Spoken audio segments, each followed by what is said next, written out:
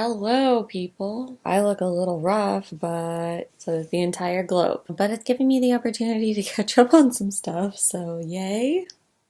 So today we're gonna do a web series review for Twincidents. Came out a couple years ago, but I was excited to watch this one because it is an adaptation of William Shakespeare's A Comedy of Errors, and I heard that they used some really cool filming stuff to have one single actor portray both of the twins, including in scenes where both the twins are present. So I was excited about this one. In Twincidents, the lives of separated twin sisters intersect in increasingly zany ways when one comes to town searching for her birth family. I really liked how this series explored adoption and foster families. That was something that I don't really see in a lot of web series. Project Green Gables covers it a little bit in ways that I think are really good. In this web series, they take a lot of time to really explore what that means. Alex is searching for her birth family, so they definitely take time to explore her relationship with her sibling Drew, who is another child that was also adopted by the same family. They have a whole video where they talk about myths about the foster system, and I just thought that was something really cool that I haven't really seen explored in other types of web series, especially vlog style literary based web series. I also really liked the representation in terms of the LGBTQ community, and I just really liked that it wasn't one queer character or one queer couple. Both of the twins in the series are bisexual. Adriana is a lesbian, and then we also have Drew, one of the Alex's foster siblings, who is asexual. So I thought that that was really nice that we had a variety of sexualities represented. I feel like this series did a really good job of keeping the same themes within the relationships while also exploring them through the LGBTQ lens. I also really liked how this series used telling, not showing. For example, there's a moment where Adriana expresses the depth of her feelings to her girlfriend, and her girlfriend's reaction is not quite what she hoped. We don't ever have to literally sit there and be like, oh my god, I can't believe she didn't say it back. We see in that moment all of the feelings that both of them are having and the stress that it puts on their relationship. So I thought that the series did a really good job, which is especially important for vlog style series, to show into the characters' personalities, their thought processes, and their values, and maybe also what they're struggling with, without just having everyone verbalize it to the camera all of the time. I also thought that a multi-vlog format worked really well for this web series. It gave us as the audience the option for dramatic irony. We know what's going on in Alex and Adriana's lives, and then also the other Alex and Drew's, and how they're going to collide. I also really liked how they explored the actual aftermath of finding out you have a twin and how it was different for both Alexes. One Alex responds really well and is really excited to build that relationship, and the other Alex is a little bit more closed off and doesn't really know how to explore that relationship in a way that feels authentic. So I like that it wasn't just, oh, I have a sibling, it's all sunshine and rainbows, especially considering the different experiences both of them had in the foster care system. We have one character who's adopted into a lovely family, has a adopted sibling, and in general grew up very loved and supported, whereas that wasn't the case for the other twin. That was sort of my favorite thing about this web series, was how they explored that in such a realistic way. Some things that I didn't really like about this web series: I wasn't thrilled with the multi-vlog format. We have one twin who's very into vlogging, and then the other vlogger is not actually the other twin, it's the other Alex's girlfriend, Adriana. I didn't have a problem with that in terms of structure exactly.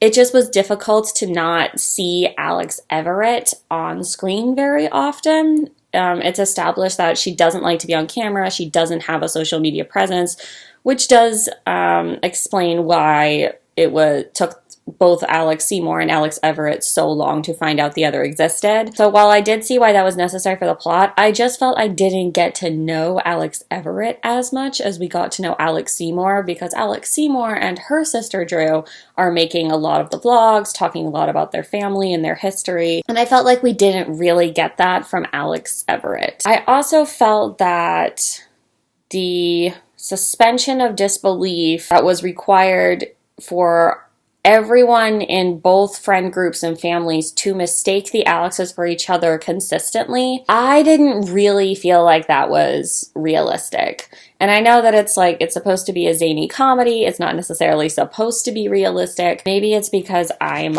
also an identical sibling. I'm a twin in a set of triplets. It didn't make sense to me that Adriana would be unable to tell her girlfriend apart from an identical twin. I felt like that kind of put a relationship in a little bit of a bad light. Them having the same name makes it better because obviously you're not going to be interacting with the person and never use their name or talking about them in the third person. So I felt like both of them being named Alex definitely helped. And also with Luke and Angel, it's kind of established they don't know Alex Everett that well, so I could see them also mixing them up. But when it comes to Adriana, I just find that really hard to believe. And also I find it a little weird that Angel and Courtney never compared notes, so to speak, considering that Angel and Courtney are a couple. One of them knows Alex as Adriana's girlfriend, and the other one knows Alex as someone who just got into town with her sister Drew and has never been here before. So I just find it weird that they never compared notes and found some inconsistencies in the story there, especially since it's been established that Alex Everett has been going to college in that town. So both of them having the same name and both of them having a sibling named Drew helped with that suspension of disbelief, but it didn't go far enough for me to really believe it, especially since it kept happening. I would definitely watch the series if you like ensemble casts. I thought that we had a lot of characters who were interesting, who had a variety of personalities and backstories. I really liked the secondary cast members, Adriana, Drew 1, Drew 2, Courtney, Angel. I really liked all of those, how they played their characters. I really liked how their characters contributed to the plot. So if that's something that you really like, then I would definitely watch the series.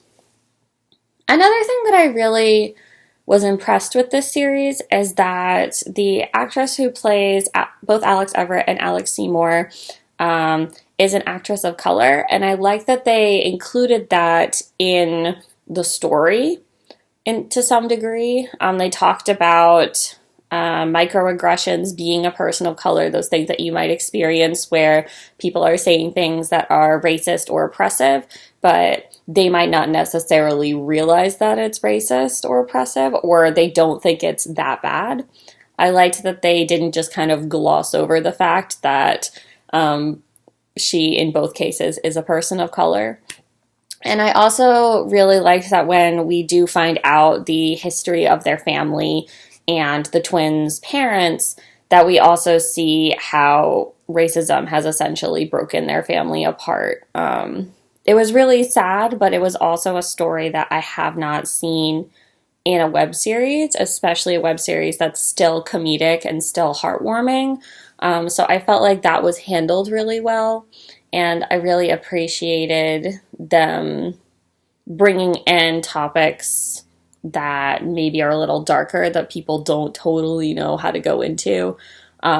I think that it's always elevates a web series, especially if it is set in the common culture, to not just magically pretend like our identities don't affect us in any way, or that it doesn't affect how other people see us. So I thought that that was definitely a strong writing choice, and I was very impressed that they had that as part of the plot. I would also watch this web series if you like Shakespeare-based works, but you want something that maybe you haven't seen so many times before. Romeo and Juliet web series are very popular.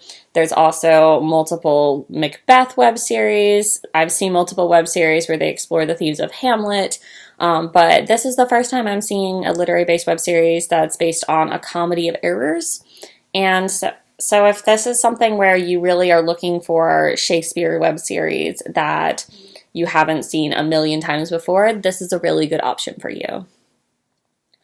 I would also watch this web series if you're really looking for something that's family-centered. Sometimes you watch a vlog style series if it's set away at college or with characters who are adults and living their own lives. They might not really mention their family, or we might not really engage with their family more than a few episodes. But I think that this web series has very strong themes of creating a family meaning different things to different people, how knowing your heritage and knowing where you come from is just as important as the people that have been with you along the way. And it doesn't place birth families on a higher plane of value or a higher level of value than it does adopted siblings or foster siblings. If that's something that you really connect with, then this would be a good web series to watch for that. I wouldn't watch this web series if you're looking for an original concept. While there are variations on how this text would have been performed in its original concept, and it is not one of Shakespeare's more oft-adapted works, I would say. Still not a totally original concept. If you have read the play or you have a general understanding of how the play works, you are going to have an idea of how the story moves along and who all the characters are. So if you're really looking for more of an original concept where you don't have to have that background knowledge, or you think the story would be richer without requiring a background knowledge, then I would probably skip this one. I would also skip this series if you're looking for something that has any supernatural elements or is a lot darker in terms of the themes that it explores. This web series does not have any supernatural elements whatsoever. The zany situations that they get in aren't due to magic or anything like that. It's just coincidence. And also, if you're looking for something that's really short and bingeable, this series has around 40 episodes, if I remember correctly. You can binge it in a day or a couple days, but it does take some time. If you're looking for something that's more of like, I can do it in a couple hours, then this series is not really going to do that for you. As always, I appreciate people recommending series to me. I have a very long list, but I always like to add to it, do a variety of things. If you have any that you've worked on or that you really like, as always, you can like, comment, and subscribe, and I will see you next time.